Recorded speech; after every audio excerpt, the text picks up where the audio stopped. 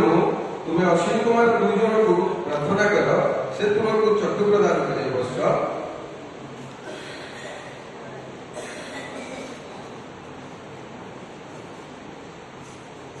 पुत्र तुम गुरु भक्ति रे संतुष्ट होई तुमको चक्षु प्रदान करछि तुम चक्षु मत हो गुरुजी गुरुजी गुरुजी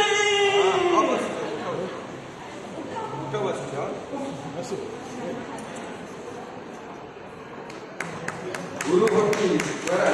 तुम आज श्रेष्ठ छात्र मोर तुम आशीर्वाद तुम्हें श्रेष्ठ भक्त भाव में पदार्पण कर सर्वविद्या सर्वशास्त्र अध्ययन कर महान पंडित भक्ति प्रसिद्ध गुरु भक्ति द्वारा स्थापित हुए यार प्रमाण